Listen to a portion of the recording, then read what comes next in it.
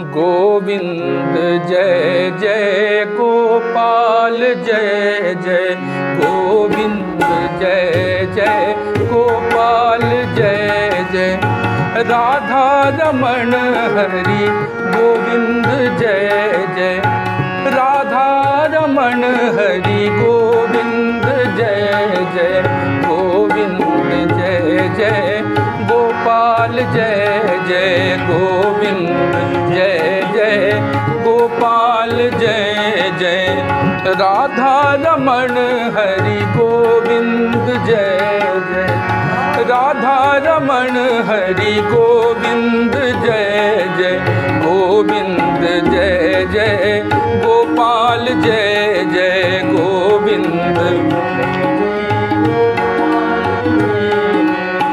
राम की जय जय श्याम की जय जय राम दशरथ कुंवर चारों भैयन की जय जय दशरथ कुंवर चारों भैयन की जय जय गोविंद जय जय गोपाल जय जय गोविंद जय जय गोपाल जय जय गोविंद जय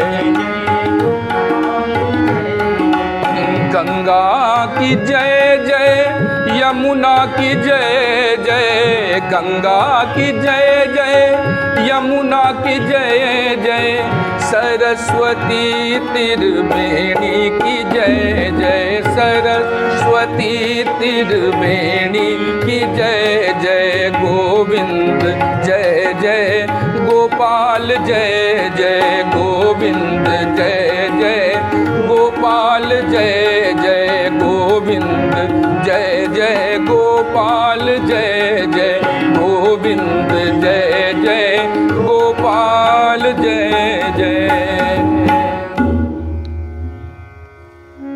हम सभी ने पिछले भाग में सुना कि वाल्मीकि कहते हैं कि आप कहाँ निवास करें, तो कहा गया कि काम क्रोध मोह लोभ से जो लोग रहित हैं उनके हृदय में आप निवास करें, और जो किसी से द्रोह नहीं करते, निष्कारण कभी किसी से द्रोह नहीं करना चाहिए। जितना समय हम किसी की बुराई में अथवा उसके दुश्चिंतन में लगाते हैं, उतना समय यदि अपने भविष्य के लिए निकाल लें तो ज़्यादा बेहतर होगा। इसलिए हमेशा ध्यान रखना चाहिए कि अनावश्यक निंदा और अनावश्यक बुराई से हम बचें। हाँ, गृहस्थ धर्म में थोड़ी बहुत तो ऊंच नीच हो ही जाती है, परंतु उतनी ऊंच नीच भगवान क्षमा करता है जिससे किसी का अहित ना हो। कभी कभी तो लोग अनावश्यक झूठ बोलते हैं, अनावश्यक द्रोह करते हैं। इसलिए शास्त्रों में कहा गया है कि काम क्रोध मोह लोभ मद मत्सर इत्यादि से बचिए। और सबसे बड़ी बात है कि जो कपट सहित होकर के भगवान का भजन करते हैं, समाज में कुछ दिखावा करते हैं या समाज को दिशा विमूढ़ करते हैं अथवा समाज को गलत दिशा की ओर ले जाते हैं, हो सकता है वर्तमान परिप्रेक्ष्य में उनको कोई ना पहचान पाए, पर आगे जाकर के उनके जीवन में समस्या अवश्य आती है। जैसे उघरे अंत न हो ही निबाहु काल नेमि जिमि रावण राहु। काल नेमि रावण और राहु, इन्होंने साधु का वेश बनाया, देवताओं का वेश बनाया। इस कारण से इनको बाद में पश्चाताप करना पड़ा और इनको दंड भी प्राप्त हुआ। हाँ, आपका वेश बहुत अच्छा नहीं है, आप सामान्य जन हैं, परंतु अगर आपके कर्म अच्छे हैं तो आपका सम्मान होगा।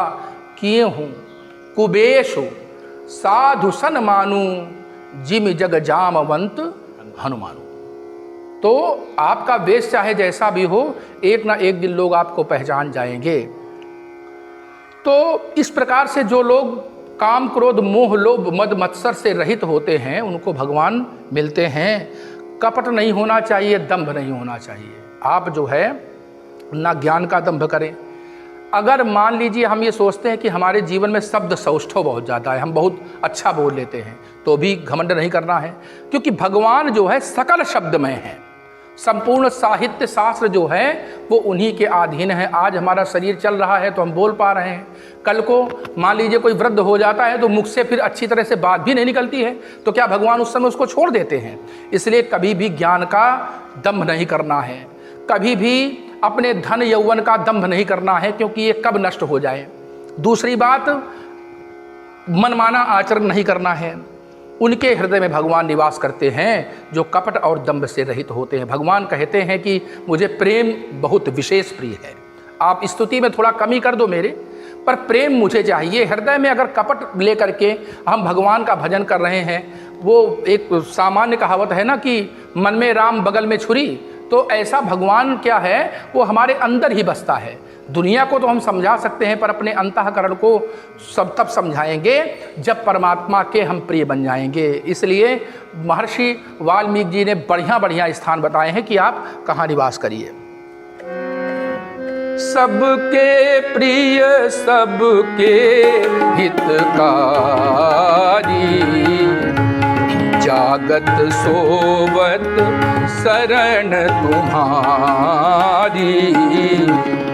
कहीं सत्य प्रिय बचन विचारी, जागत सोवत शरण तुम्हारी।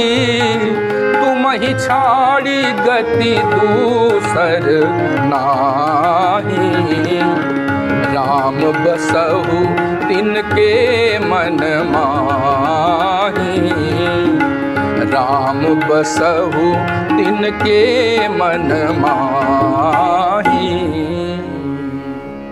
और जो आपको ही सब कुछ समझता है, तुम ही छाड़ी गति दूसर नहीं, जो हर प्रकार से आपके शरण में चला जाता है। और जो पराये धन को, पराई नारी को विष के समान समझता है, आप उनके हृदय में निवास करिए।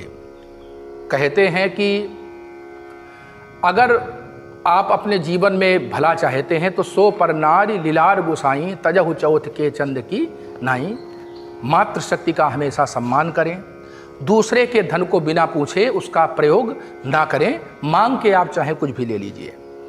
इसके बाद में कभी कोई आपका पड़ोसी संतुष्ट हो रहा है तो उसकी संतुष्टि में अपनी संतुष्टि समझिए, क्योंकि आसपास का वातावरण जब प्रसन्न होता है तभी आप भी प्रसन्न रह पाते हैं।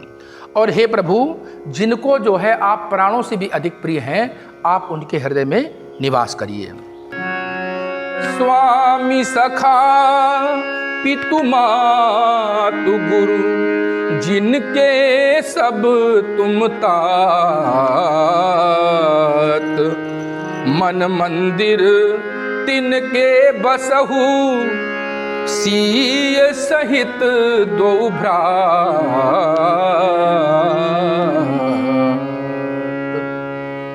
आपको जो अपना सर्वस्व मानता है, आप उनके हृदय में निवास करिए। आप उन्हीं के हृदय में रहिए जिनके हृदय में कपट ना हो, लोभ ना हो, राग ना हो, द्वेष ना हो। और जो सब पर उपकार करते हैं, उनके हृदय में आप निवास करिए। अवगुण तजी सबके गुण गाही, विप्रधेनु हित संकट सहाही।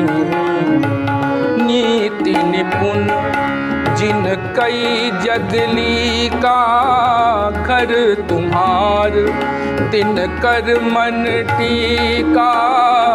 गुण तुम्हार समुझई निज दोषा, जेहि सब भांति तुम्हार भरोसा।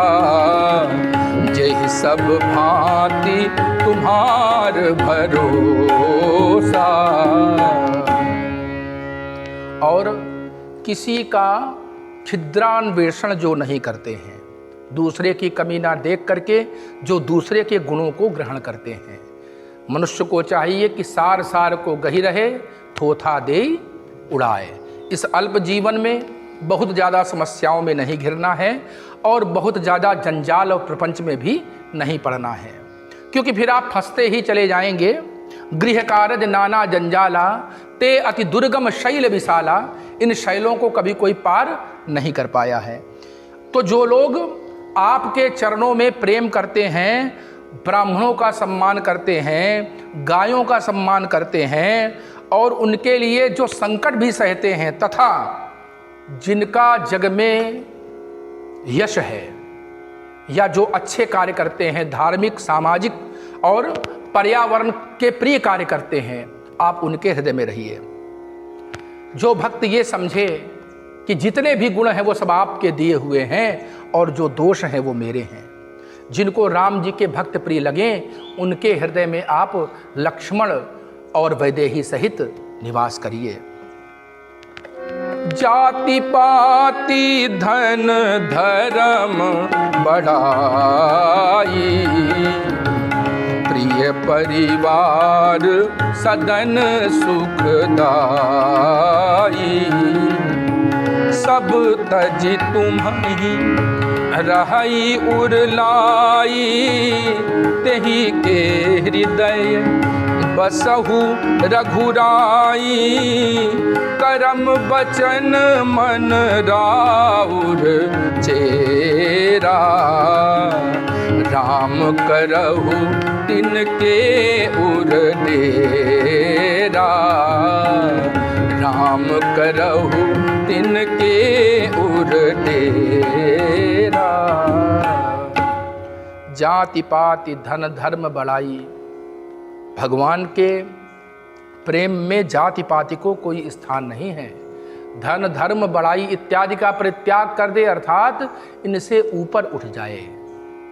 भगवान का जब प्रिय हो जाता है व्यक्ति तो वो जाति पाति धन धर्म से ऊपर उठ जाता है।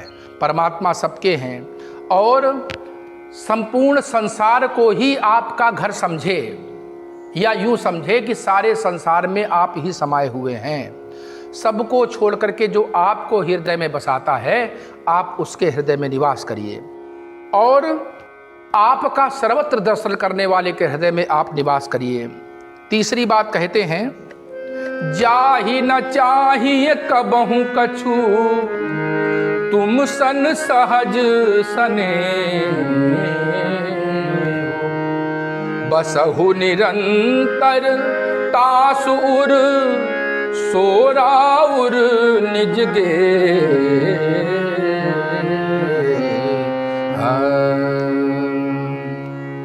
जिसको कभी कुछ नहीं चाहिए, जो आपके चरणों में प्रेम करता रहता है, आप उनके हृदय में निवास करिए। इस प्रकार से महर्षि विश्वामित्र जी ने भगवान को बताया कि आप कहाँ कहाँ रहिए, पर लौकिक स्थिति में पूछते हैं कि आपको कहाँ रहना है, तो बताते हैं कि आप महाराज चित्रकूट पर्वत पर निवास करिए।